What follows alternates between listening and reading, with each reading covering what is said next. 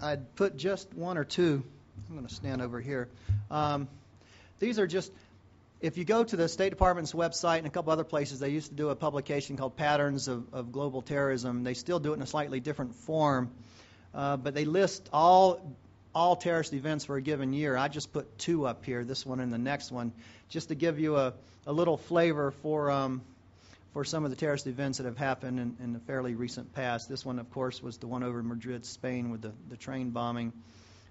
Here's a couple of them, one in Pakistan and one in Argentina. I'll put these up just to show you. The one in Pakistan had to do with the Marriott Hotel. The one in Argentina, 3 banks, U.S.-owned Citibank branch locations. So these are places that you, as an American citizen, might possibly be frequenting when you're overseas. And so just to give you an idea that terrorists do target U.S.-related or associated facilities. So with that being said, let me just read you just a couple lines, if I might, about NGO or missionary security, because this is just one thing I wanted to focus on tonight. It's from a very reliable author, by the way. The risks normal business travelers take are usually fairly small when compared with the risks taken by many humanitarian aid workers, missionaries, and other types of international volunteers and workers. Unlike business people who typically seek to avoid much interaction with anyone they do not know, these workers often must seek out opportunities to associate with local populations. While this type of work can be very rewarding, there are also many dangers.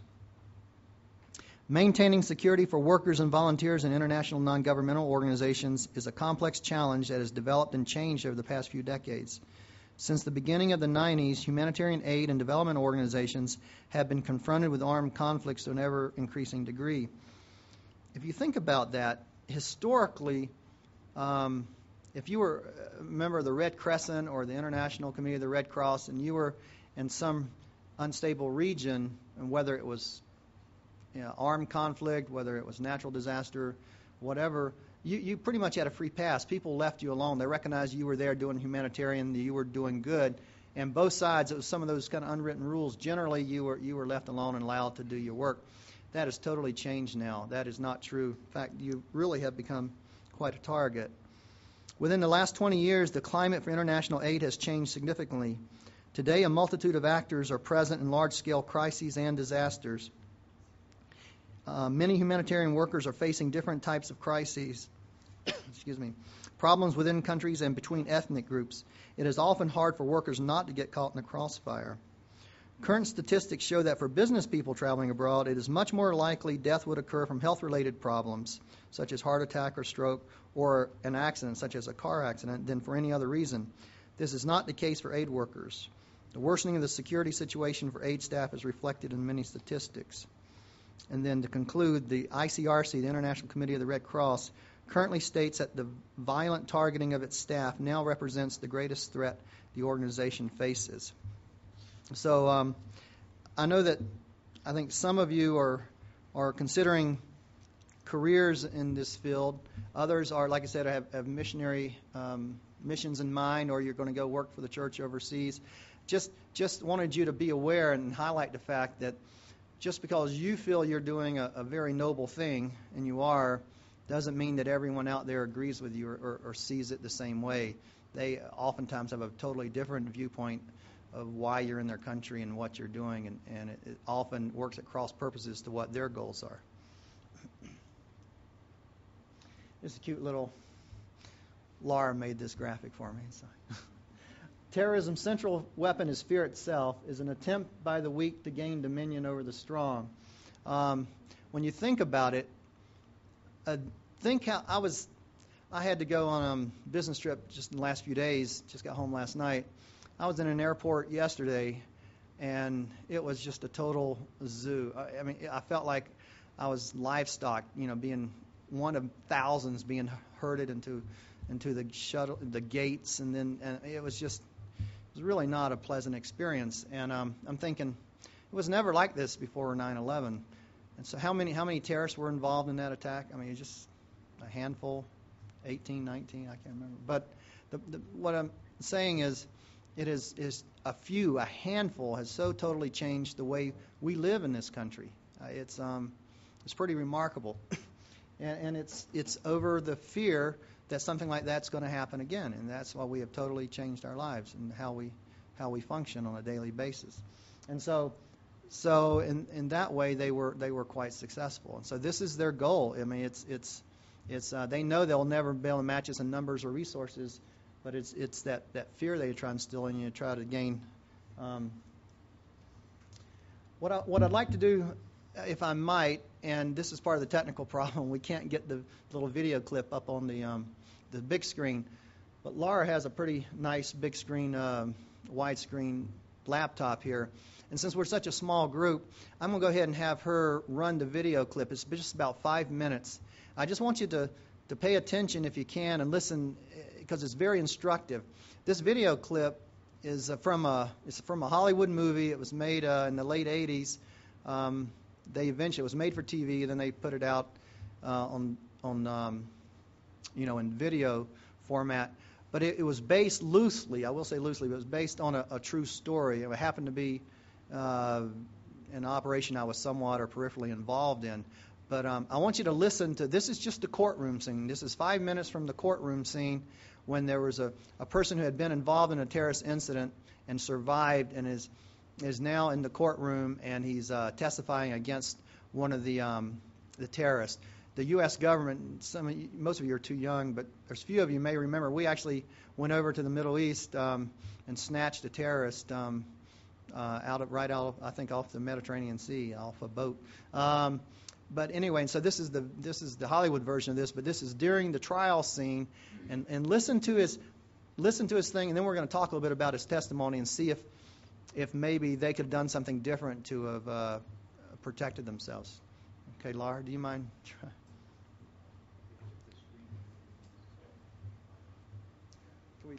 I don't know where the lights are. Let me see.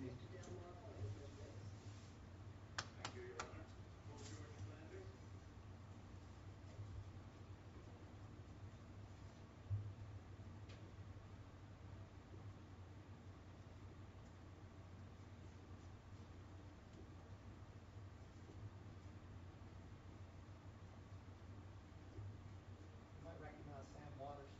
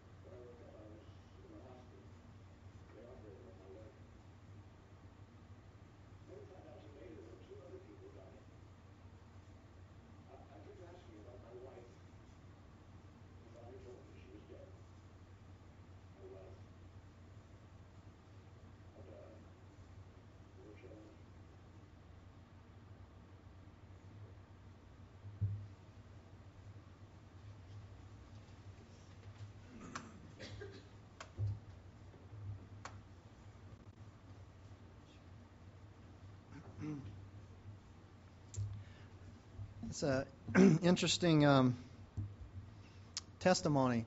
Let's start back at the very beginning of that. What time of year was this? Remember? July. Yep, July 16th. They mentioned that twice. And so what happened? Their family's on a cruise. They dock at Barcelona. So you've got two things already. It's a major cruise line. It's a regular scheduled cruise and docking point. And then they do a bus tour of the city, mostly Americans. So you got Americans on the cruise, Americans on the bus, and it's regularly scheduled. So if you start tracing it back, right there's several things that you have to realize have just raised your profile. Anyone who wants to do harm in that part of the world to Americans knows that this ship docks on X day every month, and then this bus line comes and picks them up and takes them on a tour of the city. Then they did what? They went and did they go shopping? What did they do? Went to a restaurant. Now, how many of you think that's the first time they stopped at that restaurant? Have you ever been on cruises and trips? I mean, they're planned. Every piece of the itinerary is planned. I'll guarantee you they always stop at that restaurant. I mean, that's part of the deal. And so they're in mid-July. They do on this cruise, fairly high-profile American cruise, and then they stop at the standard restaurant. So there's three things right there where you've raised your profile. I used to say you might as well just paint a little USA flag or a bullseye on that bus and on the restaurant. All right, so even with all that, so they get off the bus, they go in to eat, and did you notice his words? Did you notice what he said? I mean, what happened at that point? What did they see somebody, anything? All right, July 16th, Barcelona, sweltering hot. There's these two guys standing out there with these long black trench coats, these long black coats. And what was the wording? What did he say? Out of place. Out of place. I thought it looked funny. I thought it was out of place. It was hot. And this is what I always try and tell people. Use your sixth sense. It's there for a reason, and it worked for him. I mean, he noticed that. And then those immortal words afterwards, he goes, no, but I didn't pay any mind. So he noticed it, he recognized it was out of place, and then he just put it aside and shelved it. So then they go in the restaurant, and they have dinner, lunch, and then they come back out.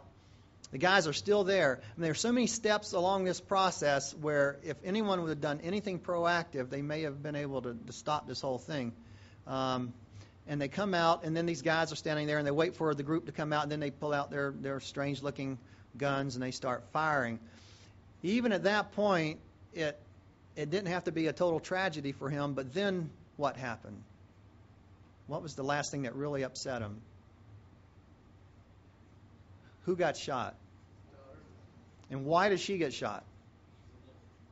Because she was in the bus with their son who was napping, so he's obviously lying down somewhere, and she wants to see what's going on, right? That's what he said. She stood up to look and see what's going on. So here she is. She's on the bus. She hears all this commotion. What should she have done? Man, just hit the floor, right? They never would have seen her. They never saw her until she stood up to look out. She looks out. Happens to look right at one. He looks at her, and then he blasts away. So the point of this video, and usually when I do the full presentation, we really talk about each of these things, about how to see a country and how to take tours that maybe aren't as high profile, and how to listen to your sixth sense, and how if there's trouble, you go exactly the opposite direction, or you make yourself very invisible. I mean, so this was, I just thought we could encapsulate in 5 minutes, an hour or two's worth of discussion. So if you can just remember a lot of those key little points, I think you'll be safer and better off in the long run. So just, typically tours arranged by private individuals or someone or very small groups, or better as opposed to these big things. One of the things we talk about is knowing the area you're going into. That's the first thing you do before you leave. Is there unrest or terrorism going in that particular area? I mean, try and decide exactly what level of awareness you're going to be. And everything we're talking about today is just an effort to try and raise your awareness. Let's see. Okay. Cute. This quote, I love this quote. When you're hungry, it's foolish to hunt a tiger when there's plenty of sheep to be had. If they can get a soft target, they would much rather get a soft target. And soft targets, they're accessible, they're easy to get to, they're predictable, they have their patterns are predictable, their time and place predictable. If you're wanting to do a terrorist attack, typically time and place becomes important, and so you need to vary your routines. And then unaware, they're complacent, they're just not aware. And it's the one thing we used to try and drill into people is you've got to be aware of your surroundings. Hard targets, they're hard to get to, they're unpredictable, and they're very aware of their surroundings. There's a story, a true story, about a Colonel East, who was attached to the embassy in Tehran in Iran in the 70s.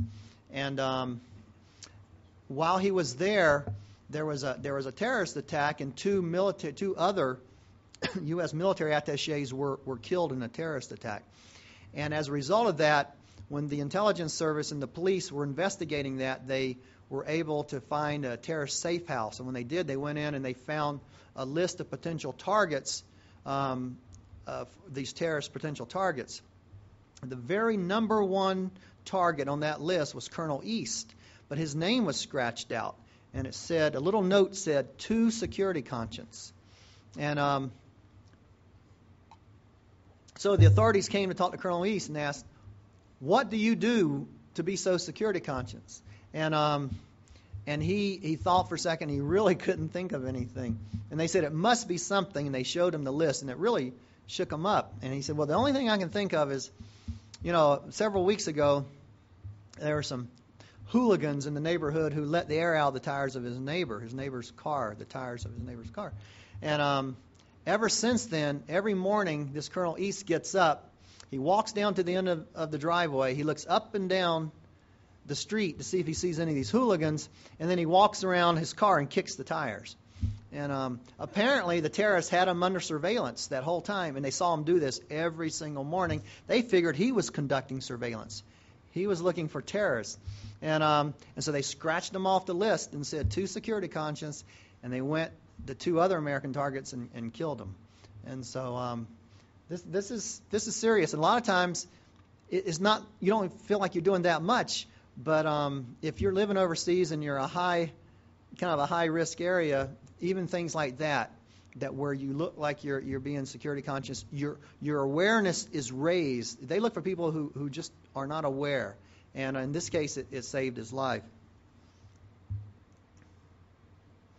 This first one I put in here just because I want to tell my favorite story. It says, "Try to seem purposeful when you move about. Even if you're lost, act as if you know where you're going. And then if you are lost, like I said, don't act like it. Go to a policeman, go to a police station, a fire station, a hospital, even a store. Somewhere, go and ask directions. But don't be just wandering around, looking around, or looking at your map while you're walking around. Obviously, American tourists lost. I mean, it's like a magnet. You might as well put a flashing neon sign on you. So have a kind of an idea of your route. And if you are lost, just keep walking like you know where you're going until you get somewhere where you can ask. It brings up another true story about Daniel Boone. Everybody know Daniel Boone in this class? I'm getting worried that as the generations get younger, maybe they don't know Daniel Boone. Maybe they're not learning about Daniel Boone in their history classes, American history classes. But he was one of my heroes. When I was a kid growing up, Daniel Boone was a TV show. And boy, it was Fess Parker. Anyway, great show. So as Daniel Boone, for those of you who don't know, it was a real-life American frontiersman. And towards the end of his life, a newspaper reporter from the East came and interviewed him and asked him all about his very exciting life. And he asked him a very interesting question. He said, Mr. Boone, have you ever been lost in your life? At any time in your life, have you ever been lost? Because Daniel Boone was famous for, just going all over the countryside there and never getting lost. And apparently Daniel Boone thought about it really hard for several seconds, and he scratched his chin and he scratched his head, and he finally said, "No, sir, I've never been lost." He says, "But I was mighty bewildered once for 3 days." And that's a true story, apparently. I read in his story. So it's pretty interesting. So obviously Daniel didn't act lost while he was out there in the woods. He just kept going until he found where he was. So just remember that. Just don't act like you're lost, even if you are lost. Let me see what we got next here. Here's another one, a really good story, and I put this one in to tell you this true story as well. And then we'll get close to wrapping up here. This is really important. I'll tell you a story where it actually saved someone's life. But when you do travel, have pictures of your family in your wallet. Even if you're single, if you really don't have much of a family, have pictures of your family, your wife, your husband, your children. And because what has happened, and I'll tell you this story, but it helps if you ever become in a hostage situation. There are times when it helps to try and humanize yourself with your captors. You want to be not seen as an object, but as a human being. Back in the 70s, there were some South Moluccan terrorists, and they don't exist anymore because they were trying to get their homeland, these little islands in the Pacific that are now part of Indonesia, but they were trying to become independent, and they were under these islands at the time were under Holland, under the Netherlands. And so in Holland they actually went and hijacked a train right in the middle, out in the countryside in the middle of Holland, and it was these hundreds of passengers hostage, and they had a list of demands to the government, and they told the government that tomorrow morning we will execute our first prisoner if you don't meet our demands. And so the head terrorist walked down the aisle of one of the passenger trains, and he walked up to this one gentleman who was sitting there on an aisle. Another reason not to always sit on aisles, by the way. So walked up to him, and he grabbed him, and he said, "If they don't meet the demands, you will be the first to die tomorrow morning." His name was Gerard Vader. And obviously, unsettling experience. It's already a bad experience, right? It just got a whole lot worse. And what's really worse, is he has all night to think about it. So what he did is he pulled a picture of his son out of his wallet, and he started kind of holding it and talking to his neighbor. Once he composed himself, the guy sitting next to him, and he told him his story. And it really is a very a wrenching story that he and his son is a grown man, and for years, for a couple decades, he and his son had been estranged. They had a fight when his son was younger, and when he was younger, his son had left home, and they had not seen or talked to each other for I guess close to 20 years. And just in the last few weeks, his son is living in Paris, and this gentleman was on his way to Paris. He had talked to his son, and they had worked out the issues, and they wanted to see each other, so they were going to have this reunion. And so he was on his way finally, after all these years, to see his son. And now he's not going to be able to see his son. And so he gave this picture to his next door, his neighbor there, and he told him this story, and he reminisced about his son when he was just a kid, and then what happened in the bad times, and then how they finally had this rapprochement, and they were getting together again. And he said, would you take this, find my son, he told him where he lived, and just tell him I love him. And it's kind of touching. And so the man assured him that he would. Well, what they didn't know, they were so engrossed in their conversation all evening, and it's fairly dark, was that head terrorist is most time was in that train car and was listening and watching, looking at the picture and listening to this whole story. And the next morning, the government had still not met the demands, and so that terrorist walked right up the aisle. He looked at the one he had selected, Mr. Vader.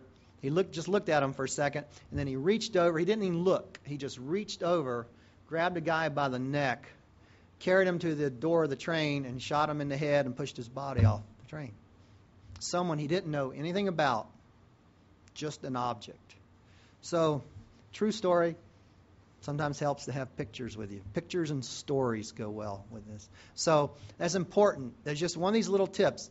There's probably 100, 200 different travel tips, but I've just picked out some of the highlights that I thought might make an impression or might help you remember these things. But when you travel, it helps.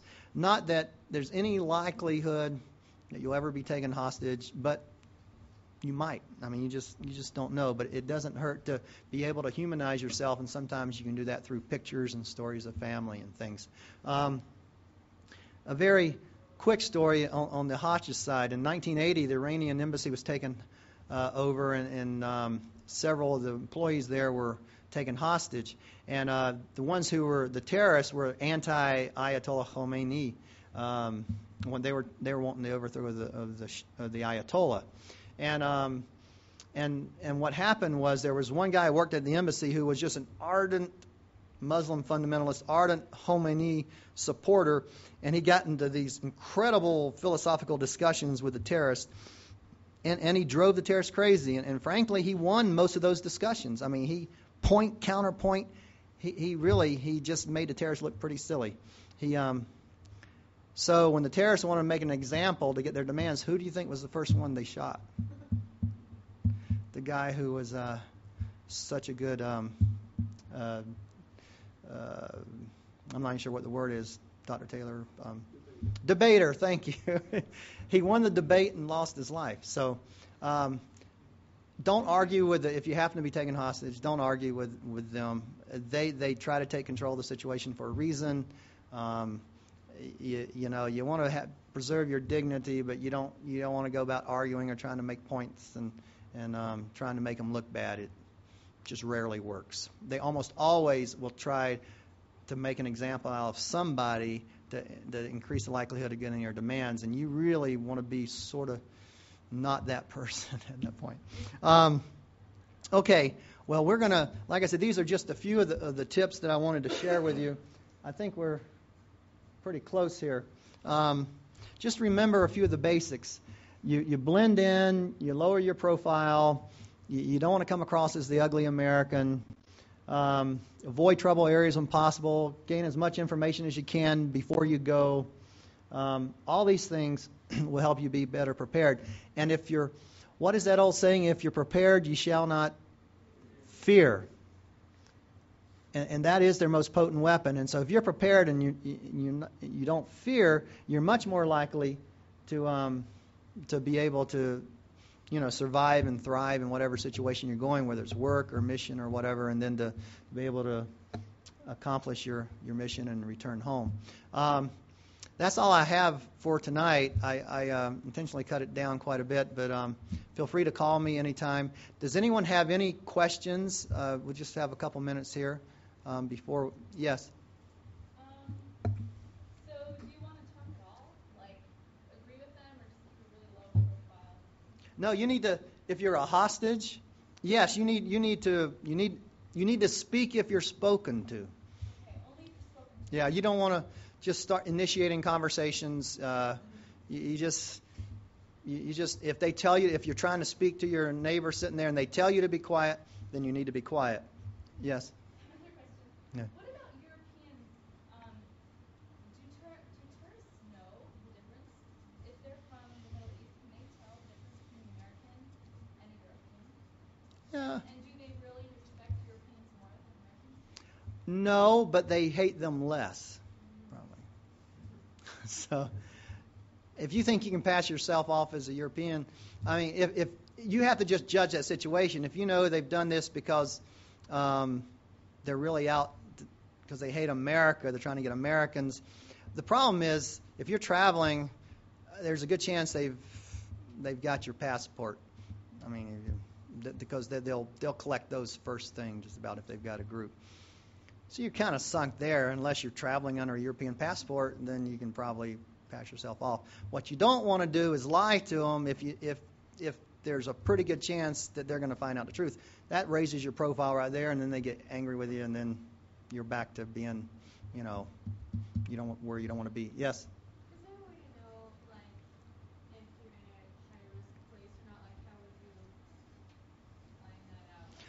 Um, the best in this today's world, everyone refers you to the internet, the website. But the State Department has a great website, and it lists all the travel cautions throughout the world. And you just go click on your country that you're interested in, and it will tell you if there's been any public announcements or travel cautions or travel warnings to that area, and it's pretty specific as to why, and it will tell you whether or not they are recommending Americans travel or don't travel to that region.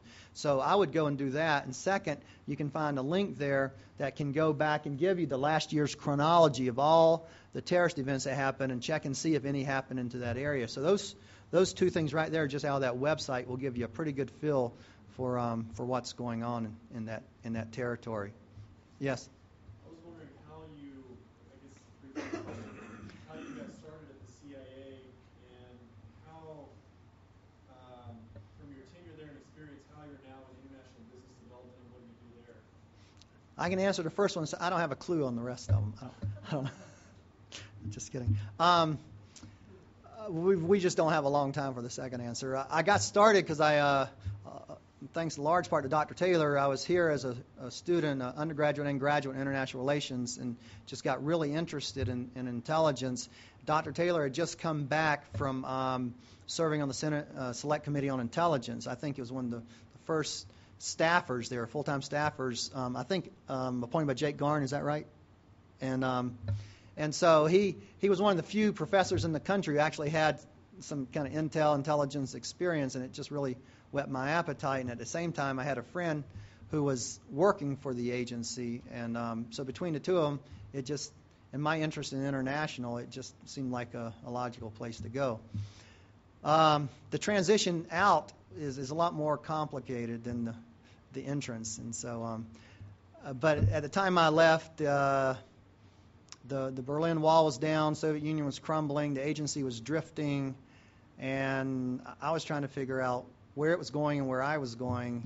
And I had just joined the Counterterrorist Center and absolutely loved it for a couple years. And then they had the Iran-Contra, you probably read about it in your history book, Iran-Contra episode, and they were trying to shut the Counterterrorism Center down, and there was no political will to do anything. People running around getting lawyers and defense funds, and it was a horrible time.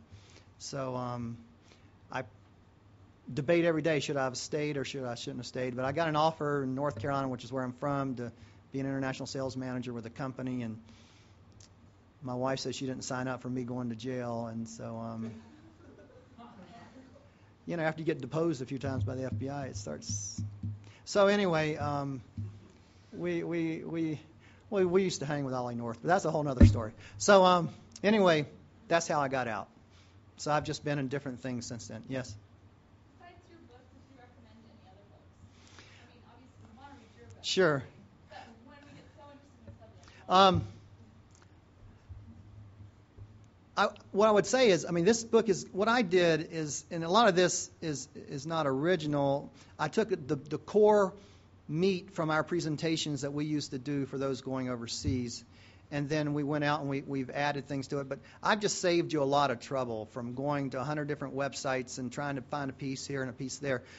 So if you look at this, it will give a lot of references. Then if you want to go and see the other books, there's a lot of them. So I would say this, and if you can find anything by Bruce Hoffman, I mentioned him in the beginning. He has written a lot of books on the subject. Brian Jenkins has written a lot. There's several experts out there who have written good books, but this book will lead you to a lot of those sources. And so, anything else? Well, I appreciate y'all coming, and enjoy the refreshments, and stay safe.